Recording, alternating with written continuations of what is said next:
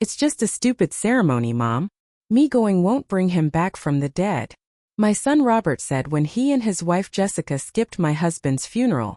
6 months later, when news of my unexpected inheritance reached him, he showed up at my door with his hand out. That's when I realized revenge could be served colder than a Minnesota winter. If you're watching this, subscribe and let me know where you're watching from. I'm Dorothy Miller, and 3 weeks ago, I buried my husband of 42 years completely alone.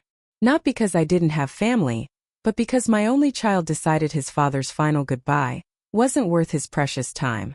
Robert had called me the morning of the service while I was pressing his father's Navy suit, the one Edward wore to our wedding. Look, Mom, Jessica and I talked about it, and honestly, what's the point? Dad's gone. Standing around a grave listening to some preacher isn't going to change that. His voice carried that dismissive tone I'd grown to recognize over the years. The one that said my feelings were inconvenient obstacles to his logic. I'd stood there holding the phone with one hand and smoothing wrinkles from Edward's sleeve with the other, trying to process what I was hearing. Robert, it's your father's funeral. People can expect whatever they want. He cut me off. Jessica's got her book club thing today, and I've got that golf tournament I told you about. The entry fee was $300. Mom, I can't just throw that away. $300. That's what my husband's life was worth to his son. Less than a round of golf. The funeral was beautiful. Despite Robert's absence, Edward's Navy buddies formed an honor guard. And the church was packed with neighbors, co-workers, and friends who understood that showing up matters. But all I could see was the empty pew where my son should have been sitting. At the reception afterward, people kept asking where Robert was. I must have told 20 different lies. He's flying in later. Or he had a work emergency. Each lie felt like swallowing glass, but the truth was too humiliating to speak aloud. That was 3 weeks ago. This morning everything changed when I received a certified letter from Edward's attorney, revealing a secret my husband had kept for decades. And now, as I watch Robert's BMW pull into my driveway for the first time since Christmas, I can't help but smile. He has no idea what's coming. Robert knocked on my door at exactly 10:30. Which told me this wasn't a social visit. Social visits don't require appointments, and they certainly don't happen on weekday mornings when normal people are at work. Hi, Mom. He stepped inside without waiting for an invitation, Jessica trailing behind him like she always did. She was clutching her designer purse so tightly her knuckles were white and she wouldn't meet my eyes. Guilty conscience, maybe. This is a surprise, I said. Though it really wasn't. Word travels fast in small towns. And I'd been expecting this visit since yesterday when Edward's attorney mentioned he'd been getting calls. Robert settled himself in Edward's recliner without being asked, while Jessica perched nervously on the edge of the sofa. They both looked around the living room like they were cataloging everything, which probably wasn't far from the truth. So Robert began, clearing his throat. I heard from Tom Stevenson that Dad's attorney has been trying to reach me about some paperwork. Tom Stevenson, of course. Edward's old fishing buddy who couldn't keep his mouth shut if his life depended on it. I'd specifically asked Mr. Harrison to be discreet, but apparently that was too much to hope for in a town of 8,000 people. Is that so? I picked up my coffee cup and took a slow sip, letting him squirm a little. What kind of paperwork? Jessica shifted uncomfortably. Mrs. Miller, we heard there might be some assets that need to be settled from Edward's estate. Assets? Not grandfather's belongings or family inheritance. Assets like Edward was nothing more than a business transaction to be liquidated. Well, I said carefully, your father did leave some things behind, but I assumed you weren't interested in anything connected to him. Considering you couldn't be bothered to attend his funeral, Robert's jaw tightened. Mom, we've been through this. Jessica had commitments and I had that tournament. It's not like Dad would have known if we were there or not. The casual cruelty of that statement hit me like a slap. 42 years of marriage, and this is what my son thought of his father's death. An inconvenience to be dismissed. You're right, I said quietly. Your father wouldn't have known. But I did. And so did everyone else who was there to honor a good man's life. Jessica spoke up, her voice artificially sweet. We're sorry if our absence upset you, Dorothy, but we're here now, and we want to help with whatever needs to be taken care of. Help. Another interesting word choice. They wanted to help themselves more likely. Robert leaned forward in the chair, trying to look earnest. The thing is, Mom, Tom mentioned something about a trust and some property Dad never told us about. There it was. The real reason for this sudden visit, not concern for me, not belated grief for Edward, but money, always money with these two. I sat down my coffee cup and looked at my son, really looked at him. When had he become this stranger sitting in his father's chair? When had his eyes grown so cold, so calculating?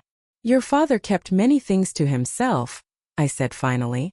Some of them might surprise you. The silence stretched between us, heavy with unspoken questions.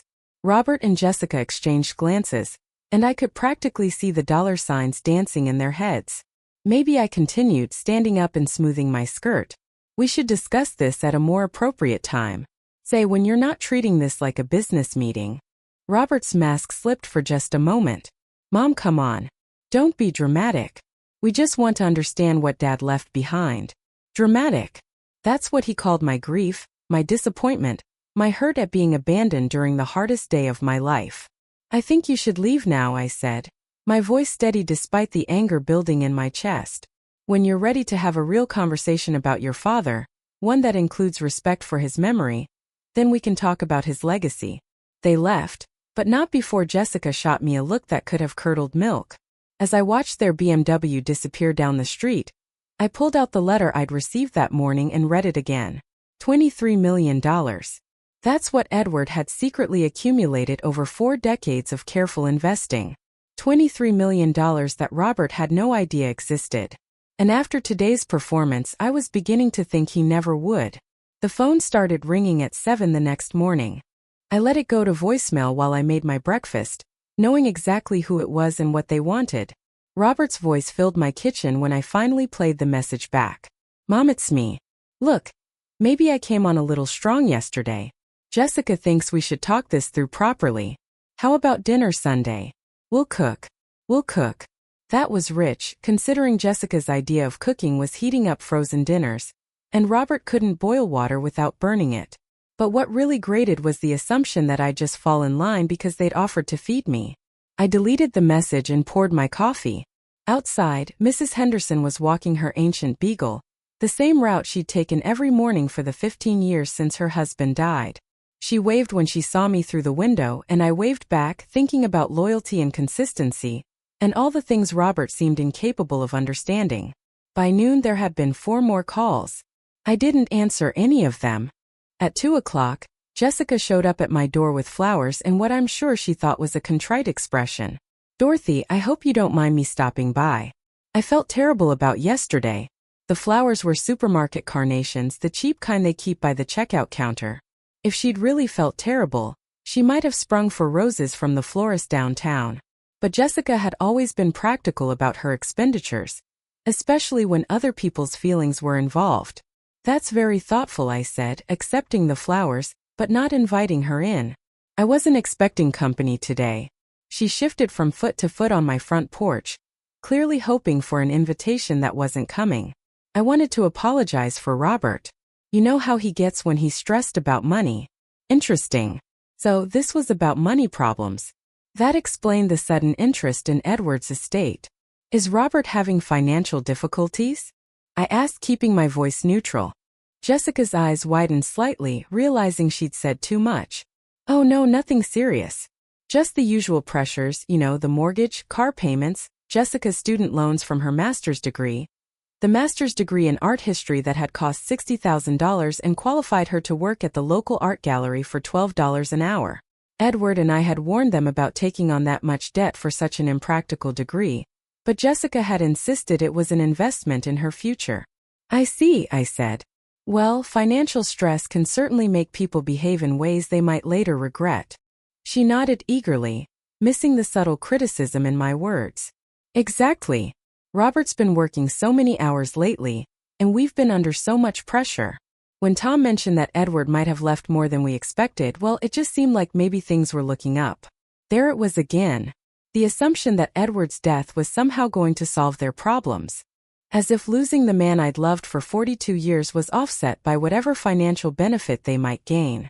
Jessica, I said quietly, did it ever occur to you that attending Edward's funeral might have been more important than whatever temporary financial relief you're hoping for?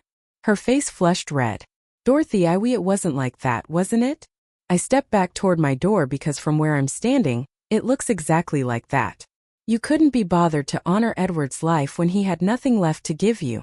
But now that there might be money involved, suddenly you want to be part of the family again. That's not fair. What's not fair, I interrupted, is burying your husband alone because your son values golf more than grief. What's not fair is making excuses for people who should have known better. I closed the door before she could respond, then watched through the window as she stood on my porch for a full minute, probably trying to decide whether to ring the bell again. Finally, she walked back to her car, clutching those pathetic carnations. My phone rang again an hour later. This time it was Robert, and his patience had clearly worn thin. Mom, what the hell is wrong with you? Jessica said you were completely unreasonable to her. She was trying to apologize. Your wife was fishing for information. I said calmly. There's a difference. Look, I get that you're upset about the funeral, but you can't punish us forever. We're family. Family. The word had lost all meaning coming from him. Robert, let me ask you something. If your father had died penniless, would you be calling me right now? The silence on the other end of the line told me everything I needed to know. That's what I thought, I said and hung up.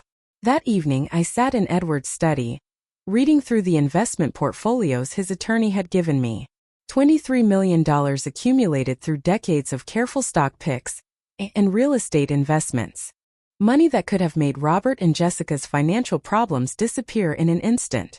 But as I looked at the photograph of Edward on his desk, the one taken at our wedding where he was looking at me like I hung the moon, I made a decision that would have made my husband proud. Some lessons can only be learned the hard way. By Friday, the whole town was talking. I knew this because Margaret from the post office called to warn me that Robert had been in asking questions about certified mail deliveries to my address. Apparently, he tried to charm her into giving him information about what I'd been receiving, forgetting that Margaret had known him since he was in diapers and wasn't impressed by his smooth talk. That boy's up to something, Dorothy, she said, her voice crackling through my old kitchen phone. He had that look in his eye, the same one he used to get when he was planning to sneak out of Sunday school. I thanked Margaret and hung up, not entirely surprised by Robert's detective work. When money was involved, my son could be remarkably resourceful. What surprised me was how little he understood about small-town loyalty. Margaret had been Edward's friend for 30 years. If Robert thought she'd betray my privacy for his benefit, he really didn't know the people who'd raised him. Saturday morning brought Jessica again, this time with what looked like homemade cookies, but smelled suspiciously like the ones from the bakery section at Miller's Market.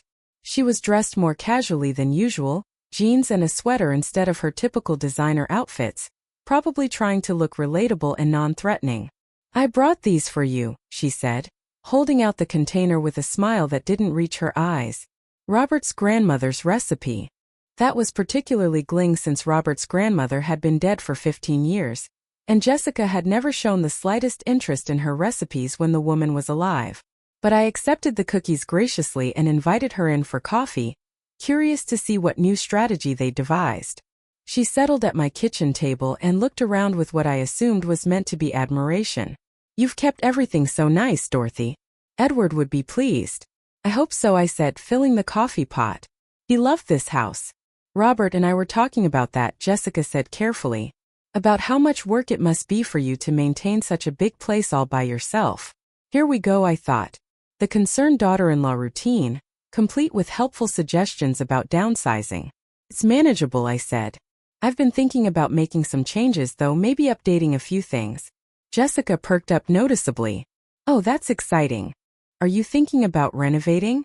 Because Robert knows this great contractor who could give you a good deal. Of course he did. Robert always knew someone who could give me a good deal. Usually someone who would kick back a percentage to him for the referral. Actually, I said, pouring coffee into 2 mugs. I've been considering something more dramatic. Maybe selling and moving somewhere warmer. The cup in Jessica's hand trembled slightly. Selling? But Dorothy, this house has been in Edward's family for generations. Surely you wouldn't want to let it go to strangers. Edward left the house to me, I said evenly. Which means I can do whatever I think is best. Of course. Of course. I just meant well. Robert always assumed he'd inherit this place eventually. He's got so many memories here. Memories? That was interesting. Considering Robert had visited maybe 6 times in the past 5 years, and half of those were holidays when he spent most of his time complaining about the outdated kitchen and unreliable Wi-Fi. Robert will have to make his own memories in his own house, I said. This one belongs to me now.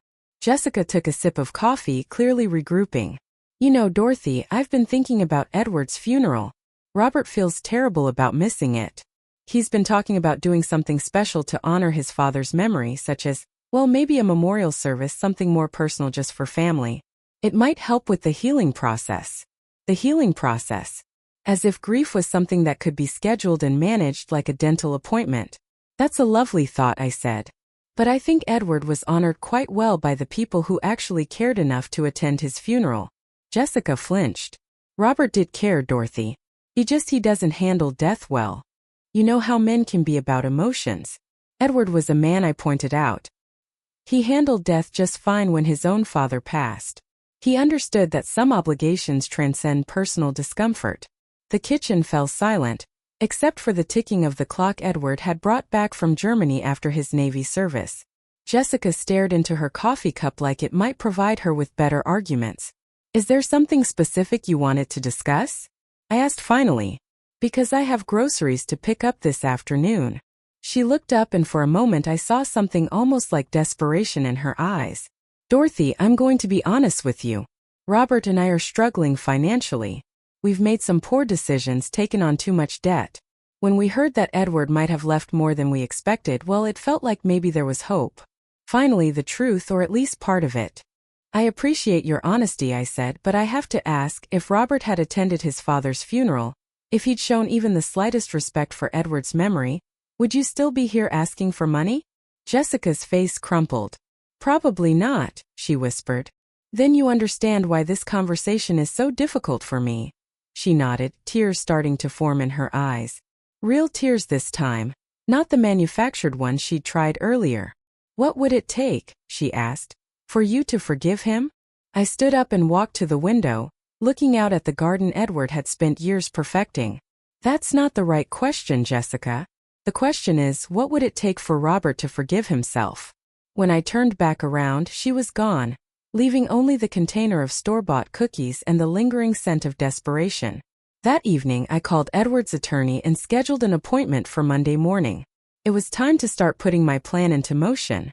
The law office of Harrison Mitchell and Associates occupied a converted Victorian house on Main Street, the same building where Edward and I had signed our first mortgage.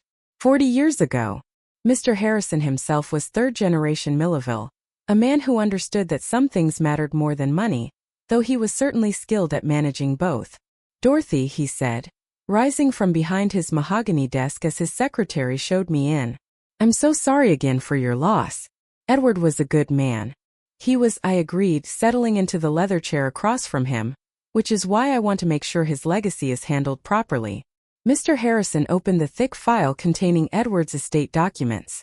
I have to say I was surprised when Edward first came to me about setting up the trust structure. Most people don't go to such elaborate lengths to keep their assets private. Edward was always a planner. I said he worried about what would happen to me if something happened to him. I think he wanted to make sure I had options. Well, he certainly gave you those. Mr. Harrison pulled out a summary sheet. The $23 million is divided across several investment accounts, plus the real estate holdings in Colorado and Florida. All of it held in trust with you as the sole beneficiary and complete discretionary control. $23 million. Even hearing it again, the number seemed surreal. Edward had been so careful with money throughout our marriage, clipping coupons and watching every expense. I'd had no idea he was accumulating this kind of wealth. There's something else. Mr. Harrison continued. Edward left specific instructions about what should happen if Robert ever contested the will or tried to claim inheritance rights. What kind of instructions? He handed me a sealed envelope with my name written in Edward's familiar handwriting. He asked me to give you this if the situation arose. He was very specific about the circumstances. I opened the envelope with trembling fingers and unfolded the single sheet of paper inside. Edward's words written in his careful script brought tears to my eyes. My darling Dorothy, if you're reading this, it means our son has revealed his true character in the face of loss. I've watched Robert become someone I don't recognize. Someone who values what he can get over what he can give. Don't let him make you feel guilty for protecting what we built together. You earned every penny of this money through 42 years of love, partnership, and sacrifice. Use it wisely and don't let anyone tell you otherwise. All my love, Edward. I wiped my eyes and looked up at Mr. Harrison. Did Edward ever explain why he kept this secret from me? He said he wanted you to be genuinely surprised when Robert showed his hand. He felt that your reaction would be more authentic if you weren't prepared for it. Mr. Harrison leaned back in his chair. I think he was testing Robert, hoping his son would prove him wrong. And if Robert had attended the funeral, if he'd shown respect for his father's memory, Edward left provisions for that too. There's a separate letter with instructions for a more generous distribution, if Robert demonstrated genuine grief and support for you. But Robert hadn't demonstrated those things. Instead, he'd chosen golf and his wife's book club over his father's final goodbye. I'd like to make some changes to the trust structure, I said. And I want to set up a meeting with Robert. It's time he learned the truth about his father's estate. Mr. Harrison raised an eyebrow. All of it? Not exactly. I smiled, thinking about the conversation I was about to have with my son. Let's say I want to share enough truth to be educational. We spent the next hour going over the details of my plan. When I left the office, I felt a mixture of sadness and determination. Edward had given me the tools to teach Robert an important lesson, but using them would mean accepting that the son I'd raised was truly gone, replaced by this stranger who valued money over family. That afternoon, I called Robert and invited him and Jessica for dinner Sunday evening. I think it's time we had an honest conversation about your father's estate, I told him. Finally, he said, and I could hear the relief in his voice. Jessica and I will be there at 6. Actually, I'd prefer to speak with you alone first. Jessica can join us for dessert. There was a pause. Mom, we don't keep secrets from each other. Whatever you tell me, I'm going to share with my wife. That's your choice, I said. But the initial conversation will be between you and me. Those are my terms. He agreed, probably figuring he could handle one elderly widow better than two. Poor Robert. He had no idea what he was walking into. I spent Saturday preparing Edward's favorite meal. Pot roast with vegetables, homemade dinner rolls, and apple pie. Not because I thought Robert deserved it, but because I wanted Edward's presence to be felt during our conversation. This was his plan, his final attempt to reach the son who disappointed him so deeply. Sunday morning, I dressed in the navy blue suit Edward had always said brought out my eyes, and I put on the pearl necklace he'd given me for our 25th anniversary. If I was going to destroy my relationship with my son, I wanted to look my best doing it. At exactly 6 o'clock, Robert knocked on my door. He was alone as requested, and carrying a bottle of wine that probably cost more than he could afford. Another attempt to soften me up, I assumed. Something smells amazing, he said, kissing my cheek with what seemed like genuine affection. For a moment, I almost wavered in my resolve. This was still my son, the little boy who brought me dandelions and called them flowers. But then I remembered standing alone at Edward's graveside, and my determination returned. Let's eat first, I said. We can discuss business afterward. Dinner was pleasant, almost normal. Robert complimented the food and told me about his work, carefully avoiding any mention of money or inheritance. He was trying so hard to be the perfect son that it almost broke my heart. After we finished the apple pie, I poured coffee and finally broached the subject that had brought him here. Your father did leave more than I initially told you, I began. Robert's eyes lit up with an emotion I'd learned to recognize. Greed. How much more? Robert asked, setting down his coffee cup with hands that weren't quite steady. I pulled out a folder Mr. Harrison had prepared for me, containing carefully selected documents that told part of the story without revealing the full scope of Edward's wealth. Your father had been investing for years without my knowledge, I said, handing him a statement showing one of the smaller accounts. This is what I discovered when I met with his attorney. Robert's eyes widened as he scanned the numbers. $300,000. To him it probably seemed like a fortune. He had no idea it represented less than 2% of what Edward had actually left behind. 300,000? His voice was barely a whisper. Dad never said anything about having this kind of money. Your father was a private man about finances, I said. Even I didn't know about these investments until after he died. Robert was quiet for a long moment, probably calculating how much of that money he thought he deserved. When he looked up, I saw the same expression I'd seen on his face as a child when he wanted something badly. Mom, this changes everything. With this money you could hire help for the house, maybe travel, live more comfortably, and Jessica and I, well, we could really use some help with our debts. There it was. Not even 5 minutes after learning about the money, and he was already planning how to spend it. Actually, Robert, there's something we need to discuss about that. I pulled out another document. This one showing the trust structure Mr. Harrison had explained to me. This money isn't just sitting in a bank account. Your father set up a complex trust, and there are conditions attached to any distributions. Robert's face fell. What kind of conditions? Well, for one thing, any potential heirs must demonstrate what Edward called family commitment and moral character. I was improvising now, but it felt right. He was very specific about what that meant. Such as, I looked at my son directly, seeing Edward's eyes in his face, but none of Edward's character, such as honoring family obligations, showing respect for family members, both living and deceased, putting family above personal convenience. Robert had the grace to look uncomfortable. Mom, if this is about the funeral again, it's about everything. Robert, the funeral was just the final example of a pattern your father had been watching for years.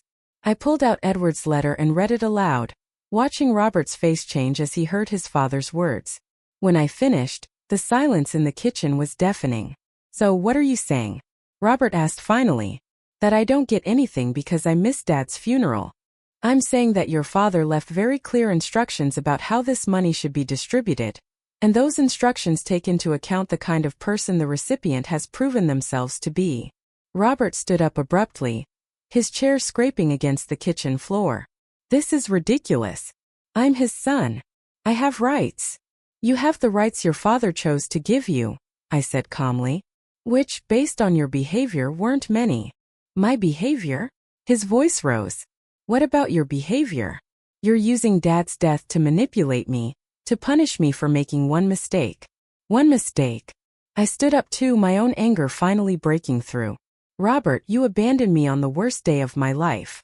You chose golf over your father's funeral.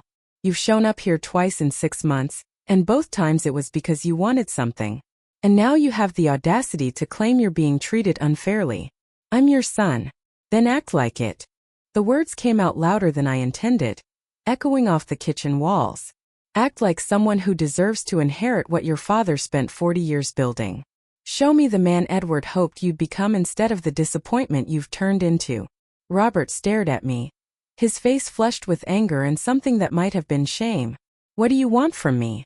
I want you to prove that you're capable of putting someone else's needs before your own. I want you to show me that family means more to you than money. I want you to demonstrate the values your father tried to teach you. And if I do that, I sat back down, suddenly feeling every one of my 71 years. Then we'll see what your father's trust allows for. Robert sank back into his chair, his anger deflating into something that looked almost like desperation. Mom, I need this money. We're in serious trouble financially. If I don't get some help soon, we could lose the house.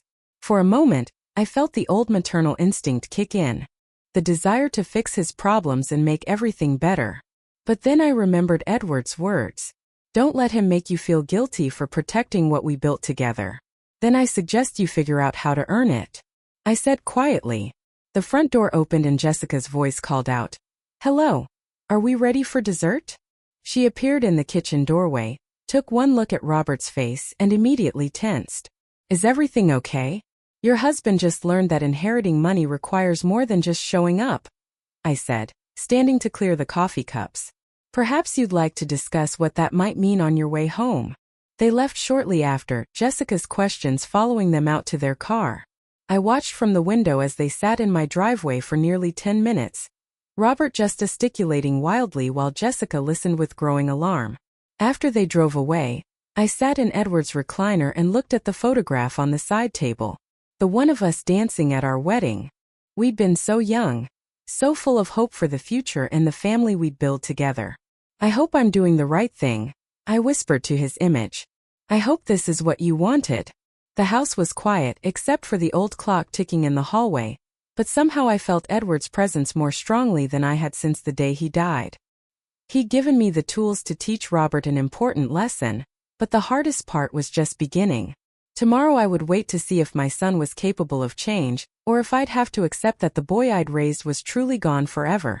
In 3 days, Robert would make a choice that would determine not just his inheritance, but the future of our relationship. And for the first time since Edward's death, I felt something that might have been hope. 3 days passed without a word from Robert. I spent them organizing Edward's papers and trying not to jump every time the phone rang. On Wednesday morning, I was watering the petunias Edward had planted when I saw Robert's car pull up. This time he was alone. He looked terrible. His usually perfect hair was disheveled, his clothes wrinkled like he'd slept in them. When he knocked on the door, there was none of his usual confident swagger. "Mom, can we talk?" I invited him in and made coffee while he sat at the kitchen table, staring at his hands. The silence stretched between us until finally he spoke. "Jessica left me yesterday." I paused in pouring the coffee. "I'm sorry to hear that. She said she couldn't handle the uncertainty about the money. Said she didn't sign up to be married to someone who might never inherit anything." His laugh was bitter. "Turns out she really didn't marry me for my sparkling personality." For the first time since Edward's funeral, I felt genuine sympathy for my son. That must be very painful. The thing is, Mom, losing her made me realize something. When I called to tell her about the trust conditions, the first thing she said was, "How are we going to fix this?" Not, "How are you feeling?" Or, "I'm sorry, this is difficult." Just straight to problem-solving mode. I sat down across from him, noting the dark circles under his eyes. "And how did that make you feel? Like maybe I've been looking at everything wrong." He met my eyes for the first time, including what happened with Dad's funeral. Here it was. The moment Edward had been hoping for. "I've been thinking about that day," Robert continued. "About why I really didn't come. And the truth is, it wasn't about the golf tournament or Jessica's book club. It was because I was scared." Scared of what? Scared of having to face the fact that Dad was really gone. Scared of having to be strong for you when I felt like I was falling apart. It was easier to just not deal with it. I reached across the table and touched his hand. "Robert, grief is scary, but running away from it doesn't make it disappear. I know that now, and I know I let you down when you needed me most." His voice cracked slightly. "I'm so sorry, Mom. I'm sorry I wasn't there for Dad's funeral. I'm sorry I wasn't there for you. I'm sorry I only showed up when I thought there was money involved." These were the words I'd been waiting to hear for months, but I needed to be sure they were genuine. "What changed your mind?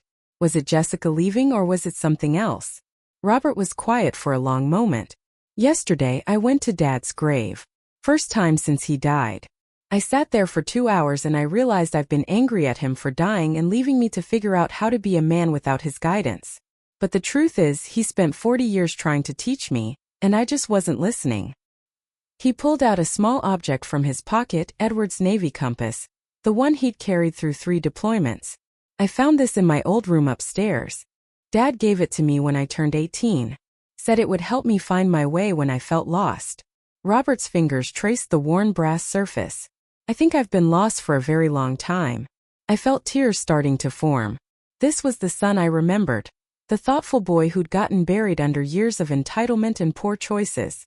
"What do you want to do now?" I asked. "I want to earn whatever inheritance Dad thought I deserved. Not because I need the money, though God knows I do, but because I want to prove I'm worthy of being his son." That afternoon we drove to the cemetery together. Robert knelt beside Edward's headstone and spoke to his father for the first time since the funeral he'd missed. I couldn't hear all the words, but I saw my son's shoulders shake with grief he'd been holding back for months. When we got home, I made the decision Edward had been hoping I'd make. "Robert, there's something else about your father's estate that you need to know." I led Robert into Edward's study and pulled out the complete financial portfolio Mr. Harrison had prepared. His eyes widened as he saw the real numbers. Not $30,000 but $23 million. "This is what your father actually left behind," I said quietly. Robert stared at the documents in shock. $23 million? But you said I said there was money. I didn't say how much. I sat down in Edward's desk chair. "Your father set up this elaborate test because he wanted to know if you could value family over money, The small amount I showed you was to see what you do when you thought that was all there was. And I failed the test spectacularly, Robert said, sinking into the chair across from me. The first time, yes, but Edward built in a second chance. He hoped that if you were confronted with the consequences of your choices, you might find your way back to the man he raised you to be. Robert looked around the study, taking in the photographs of our family, the books Edward had read, the model ships he'd built with patient hands. What happens now? Now you have a choice to make, I said. Your father's will allows for several different distributions depending on circumstances. There's the full inheritance if you prove yourself worthy. There's a modest inheritance if you show some growth but still need work. And there's nothing if you remain the person you've been. What would I have to do to prove myself worthy? I pulled out Edward's letter with his specific instructions. Your father was very clear about this. He wanted you to spend 1 year demonstrating that you understand the values he tried to teach you. Responsibility, service to others, putting family above personal gain. 1 year doing what? Whatever it takes to show that you've learned from your mistakes. Your father suggested several possibilities. Volunteer work, taking care of me without expectation of reward, proving you can hold a job and manage money responsibly. Robert was quiet for several minutes, processing everything. And if I do these things, if I prove myself, then what? Then you inherit everything. The full 23 million, the properties, all of it. I paused. But Robert, you need to understand something. This isn't about the money anymore. This is about whether you can become the man your father believed you could be. What if I can't? What if I'm too set in my ways to change? I smiled sadly. Then you'll have learned something valuable about yourself, and I'll know that your father's money should go to people who will use it to make the world better. That evening, Robert helped me prepare dinner, something he hadn't done since he was a teenager. We worked in comfortable silence, and I found myself remembering the boy who used to stand on a step stool to help me stir cookie dough. Mom, he said as we sat down to eat. I want to try. I want to do whatever it takes to earn Dad's respect, even if it's too late for him to see it. It's not too late, I said firmly. Love doesn't end with death, Robert. Your father is still hoping you'll find your way. The next morning, Robert moved back into his childhood bedroom. Having lost the house he and Jessica could never afford anyway, he got a job at Morrison's Hardware, working for minimum wage and learning what it meant to earn an honest living. It wasn't easy. There were days when his pride chafed at taking orders from men who'd known him since childhood. There were nights when he came home exhausted and discouraged. But slowly, steadily, he began to change. He started volunteering at the food bank on weekends. He took over the yard work I'd been struggling with. He drove me to doctor's appointments and grocery shopping, never asking for gas money or acting like it was an imposition. Most importantly, he began talking about Edward not as someone who'd withheld money from him, but as a father whose love he was finally learning to appreciate. 6 months into his year of proving himself, we received unexpected news that would test Robert's transformation in ways neither of us had anticipated. The call came on a Tuesday morning, while Robert was getting ready for work. Jessica's voice on the phone was different, smaller, more vulnerable than I'd ever heard it. Dorothy, I need to talk to you and Robert. It's important. She arrived an hour later, visibly pregnant, and clearly struggling financially. Her designer clothes had been replaced with discount store outfits, and she looked like she'd been crying. I'm 4 months along, she said without preamble. And before you ask, yes, it's Robert's baby. Robert sat heavily in the kitchen chair, his face pale. Why didn't you tell me sooner?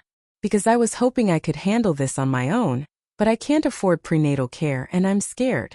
Jessica looked between us with desperate eyes. I know I have no right to ask for help after the way I treated both of you, but this baby needs medical attention.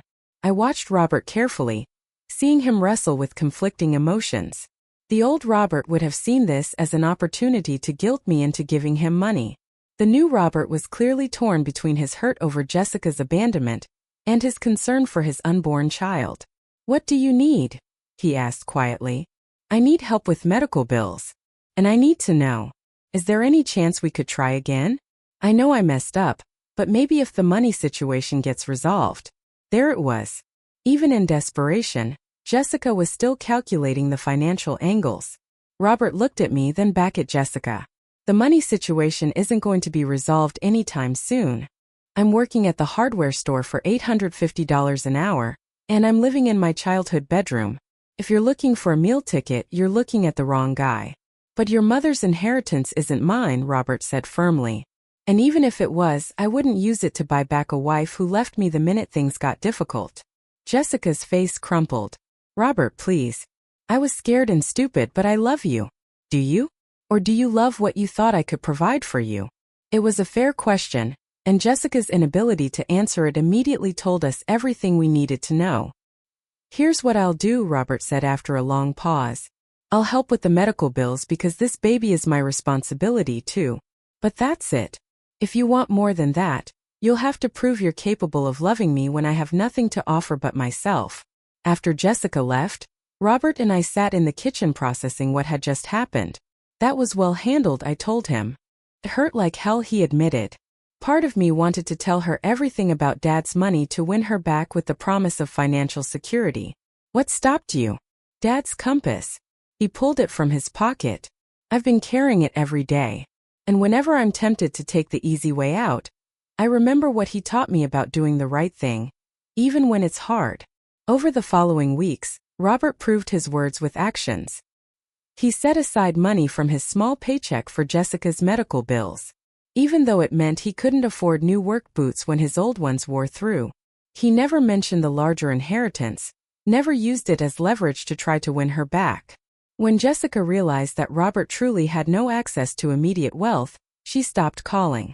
The divorce papers arrived a month later, along with the demand that Robert sign away his parental rights in exchange for her not seeking child support. Robert brought the papers to me, his hands shaking with anger. She wants me to abandon my child the same way I abandoned Dad. He said she thinks if she can't get money from me, she might as well cut me out entirely. What are you going to do? I'm going to fight for my rights as a father. This baby deserves better than a parent who sees children as bargaining chips. He tore up the papers. Even if I never get a penny of Dad's inheritance, I won't let my child grow up thinking their father didn't want them. That night, I called Mr. Harrison and told him to prepare the papers for Robert's full inheritance. Edward's year-long test was effectively over. My son had proven himself in the most important way possible. He'd chosen love over money, responsibility over convenience, and the hard right over the easy wrong. But I decided to wait a little longer before telling him. There was one more lesson Edward had wanted to teach. And it required Robert to keep believing that his good choices might never be rewarded. Robert's fight for his parental rights lasted 3 months and cost him every penny he'd saved from his hardware store job. He borrowed money from friends, worked overtime whenever possible, and even sold his golf clubs, the same clubs he'd used in the tournament that had kept him from Edward's funeral. I offered to help with legal fees multiple times, but Robert refused. This is my responsibility, Mom. I got myself into this mess by marrying someone I didn't really know. I need to get myself out of it. The custody hearing was scheduled for a Friday morning in November. Robert had managed to scrape together enough money for a decent lawyer, though I could see the stress was wearing on him. He'd lost weight, and there were permanent worry lines around his eyes. The night before the hearing, we sat in Edward's study going over his testimony one more time. What if I lose? Robert asked. What if the judge decides Jessica's right, that I'm too financially unstable to be a father? Then you'll appeal and you'll keep fighting until you win, I said firmly. Because that's what fathers do. Even fathers who've made as many mistakes as I have, especially fathers who've learned from their mistakes. The hearing was brutal. Jessica's lawyer painted Robert as an irresponsible man-child who'd never held a steady job and was currently living with his mother. They brought up his absence from Edward's funeral as evidence of his poor character and inability to handle responsibility. Robert's lawyer countered by showing the judge documentation of Robert's volunteer work, his steady employment for the past 8 months, and character references from his boss and coworkers. Most importantly, Robert testified about his own childhood and how much having an involved father had meant to him. Your Honor, Robert said, his voice steady despite his nervousness. I know I've made mistakes. I know I haven't always been the man my father raised me to be.